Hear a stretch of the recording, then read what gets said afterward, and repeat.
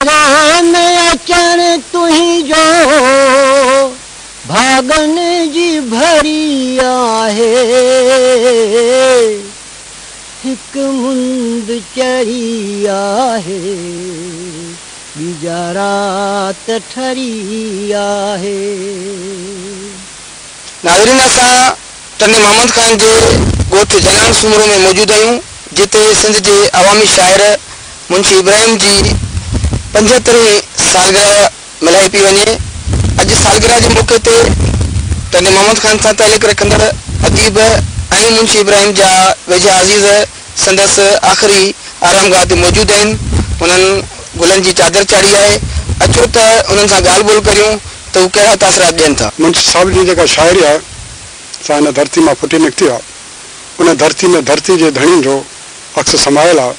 उन हिन धरती जे मसइलनि हिन धरती जे माण्हुनि हिन धरती जे अवामी ॻाल्हि करे हिन मुंशी साहिब पंहिंजे धरती जे लाइ जेके कुझु कयो उन करे हुनजी शाइरी में हर सिट सिट में उस्ताद आहे। ऐं करे पढ़नि ताईं जेके बि मुंशी साहिब जी शाइरी ॿुधनि था उन्हनि जो इहो पैगाम आहे धरती लाइ ऐं धरती जे माण्हुनि लाइ उनजे हक़नि लाइ उनजे पौरतनि लाइ उनजे हारियुनि लाइ उनजे तहफ़ुज़ न कयुनि दंगनि जे लाइ। इन करे असां चई था सघूं त मुंशी साहिब जी शाइरी इनकलाब जी अॻुवान आहे। मुंशी साहिब जी घणे औखी शाइरी जे हिसाब सां संदसि शाइरी अॼु बि असांजे लाइ नई आहे। जेको कॾहिं मुंशी साहिब जी शाइरी अॼु बि असीं पढ़ंदासूं ॿुधंदासूं सुणंदासूं त असां में जोश जज़्बो वलवलो पैदा कंदी। उन करे मुंशी साहिब जी शाइरी जा घणा रुख आहिनि पर हू लतीफ़ जे हवाले सां धरती जे हवाले सां त वॾो शाइर हो पर हू समाजी नमूने सां बि वॾो अज़ीम इंसान हो। अॼु मुंशी साहिब जी शाइरी अशद ज़रूरत आहे जेका असां क़ौमी नमूने सां ॿोली जे हवाले सां लतीफ़ खां जो जेका शाइरी जो सम्झो तसलसल असांखे मुंशी साहिब जी शाइरी में मिले थो। तमामु हिकिड़ी सुठी शाइरी आहे ऐं तमामु हिकिड़े हारियुनि लाइ मज़दूरनि लाइ ग़रीबनि लाइ जेका हुनजी शाइरी आहे जेका हुन में जेको सबक़ु मिले थो उहो शायदि असांखे ॿिए कंहिं शाइर में सबक़ु नथो मिले। ऐं तमामु हुनजी सुठी शाइरी आहे। रुगो पंहिंजे वाल सां बि हैसियत न पर आउं हिकिड़ो बेन अक़वामी सभिनी सां ॿुधायां पियो त हुनजी शाइरी असीं दिली तरह हुन मुतमिन आहे। तमामु जेका हुनजी शाइरी इनकलाबी शाइरी आहे शायदि अहिड़ी ॿिए कंहिंजी शाइरी न हुजे। असां जेकी बि शाइरी बाबा जी छपराई आहे तक़रीबन असां इदारनि खां छपराई आहे रोशनी वारनि छपी आहे बाक़ी सकावत खाते वारनि या हिकिड़े इदारनि असां माना को बि सहकार कोन कयो असां। अच्छा तव्हां कहिड़ो मुतालबो कंदा त जेका शाइरी रहिजी वई आहे त छा करणु घुरिजे? असां इहो मुतालबो कंदा जेका बाबा This time check is brought to you by टपाल मेज़बान हाणे ख़ुसूसी सील बंद फाइल पैकिंग में ज़ाइके रंग खुशबू ऐं ताज़गी जो उहो ई बहितरीन मयार इहो रिश्तनि जो शान आहे। इहा ई मेज़बान आहे। अञा काफ़ी कुझु शाइरी रहियल या जेकी शाइरी छपियल उन खे सॼो हिकिड़ो मजमू करे छपराइजे उहा सकावत खाते वारा गुज़ारिश कंदा त असांखे उहो शाइरी बाबा जी माना मजमू जेको छपरायो उनखे माना आणे मार्केट में आणे। मुंशी शाइरी अॼु बि ज़रूरत आहे जेका अॻे हुई उन वक़्त में हुई अॼु बि उनजी ज़रूरत हले पई छाकाणि हींअर ॿोली जो मसइलो आहे त ॿोली ते मुंशी शाइरी थियल आहे। तूं काल्ब अरगूननि सां तुरखाननि सां इन खां सवाइ ॿियो त किन रोलनि सम्झी रांदि हिते आहे ही ॿार ॿोलीअ सां ही ॿोली कंहिंजी गोली न आहे गोली गॾु बि गोलीअ सां या मुंशी शाइरी अॼु बि हिन वक़्तु बि ज़रूरत आहे। ॿोली जो मसइलो हले पियो ऐं क़ौमी शाइरी जी सख़्तु ज़रूरत आहे। मुंशी इब्राहिम जी शाइरी कल्ब जो कोई सिंध जे लाइ हिकिड़ी अज़ीम हिकिड़ो पैगाम हो जहिड़ो कल्लो उन खां वधीक अॼु बि जेका आहे उन मुंशी जो पैगाम आहे शाइरी जो जेका मुंशी शाइरी खे पढ़नि था या पढ़ी वञनि सम्झनि था उनजे लाइ अॼु बि वॾी ॻाल्हि आहे। ऐं अॼु असांखे हिन दौर में मुंशी शाइरी जी तमामु अशद ज़रूरत आहे। हालांकि जीअं ॿोली जो मसइलो आहे जंहिं ते दोस्त चई वियो आहे त जीअं हू चयो त तेरी मेरी तो वठि रख त ॻुड़नि भरियो वेही ॻाल्हाए त निकिरी वञनि नगरीअ मां त सर बि वेंदई घर बि वेंदई सर बि वेंदई त उन हवाले सां असां ईअं बि चवंदासूं जेको हींअर मुख़्तलिफ़ ॿोली जे हवाले सां जेको को चवनि था इन हवाले सां मुंशी हिकिड़ो तमामु अज़ीम ऐं इनकलाबी शाइर हो जंहिंजी असांखे कल्ह बि ज़रूरत आहे उन खां वधीक असांखे अॼु बि ज़रूरत आहे मुंशी शाइरी जी। जीअं त साईं इब्राहिम मुंशी इनकलाबी शाइर हो जंहिंखे असां उनजी शाइरी खे खणी जनरल ज़िया जे दौर में जंहिं जॻह ते बि को जलसो हुजे या रैली हुजे असां बाक़ाइदे नारे तौर बि इस्तेमालु कयो आहे। जीअं आहे जंग आहे मुंहिंजी तोसां जंग आहे पलीत पेर कर परे ही धरती मुंहिंजो नंग आहे इहो असां बाक़ाइदे जुलूसनि में बि जेको सो चवंदा हुआसीं शाइरी।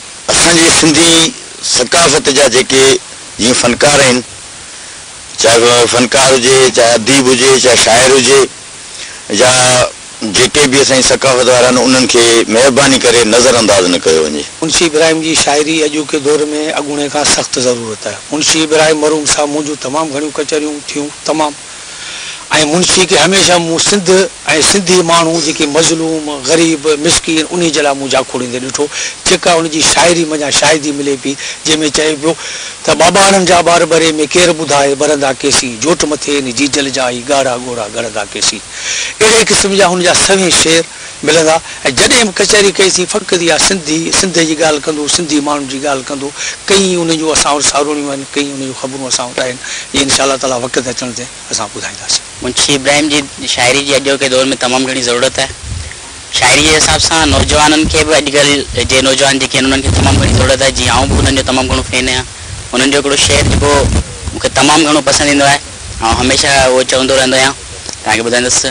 नथो जो सिंध लाइ लड़े, नथो जो सिंध लाइ कढ़े, सो सिंध मां लॾे वञे, सो सिंध खे छॾे वञे, सो सिंध मां लॾे वञे। बराबरी सरासरी असां घुरूं था एतिरी, पुछे खणी को केतिरी असां ॿुधायूं हेतिरी, आज़ाद क़ौम जेतिरी, आज़ाद क़ौम जेतिरी, आज़ाद क़ौम जेतिरी, आज़ाद क़ौम जेतिरी।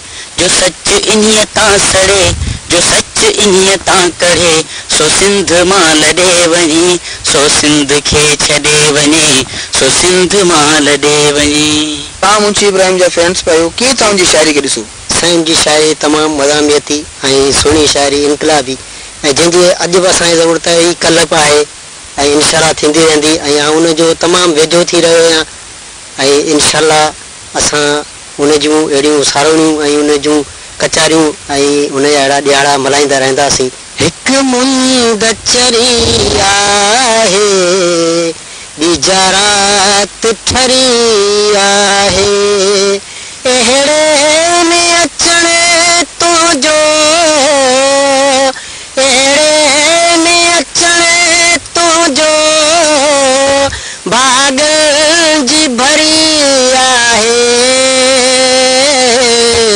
हिकु मुंदचरी आहे, ॿीजा रात ठरी आहे। नाज़रीन, असां अॼु मुंशी इब्राहिम जे 75 सालगिरह जे मौक़े ते जनान सूमरो में संदसि आख़िरी आरामगाह ते मौजूदु अदीबनि संदसि वेझनि अज़ीज़नि सां ॻाल्हि ॿोल कई। जिन असांखे ॿुधायो त मुंशी इब्राहिम जी शाइरी अॼोके दौर जी जदीद इनकलाबी शाइरी आहे। अॼु बि सिंध जा नौजवान उनखे उहा साॻी अहमियत ॾियनि था जेका संदन हयाती में ॾींदा हुआ। मुंशी इब्राहिम जी शाइरी जॾहिं सिंध जे अंदरि ॿोली जो मसइलो थी रहियो आहे त उहा सिंध जे ॿोली वारे इशू ते बि तमामु घणो असरअंदाज़ थी सघे थी। ऐं हुन सां गॾु अॼोके दौर में मुंशी इब्राहिम जी शाइरीअ खे तमामु घणी अहमियत मिली रही आहे। ऐं इहा बि जेका आहे असां अदीबनि घुर कई आहे त मुंशी इब्राहिम जी शाइरी जेका अञा तमामु घणे तइदाद में अणछपियल आहे उनखे बि मुकमल हिकु किताब में छपायो वञे, जंहिं लाइ अदीबनि इहो मुतालबो कयो आहे त मौजूदा हुकूमत जेका अवाम जी चूंडियल अवामी हुकूमत जी दावा करे थी उहा मुंशी इब्राहिम जी शाइरीअ खे सकाफ़त खाते ऐं औक़ाफ़ खाते तरफ़ां मुकमल छपाई ॾेई हिकु रसाले जी सूरत ॾे। कैमरामैन ग़ुलाम अली शाह सां गॾु ग़ुलाम नबी कीरियो, KTN न्यूज़, टंडो मोहम्मद ख़ान। 24 जनवरी ते KTN ऐं काविश ग्रुप पारां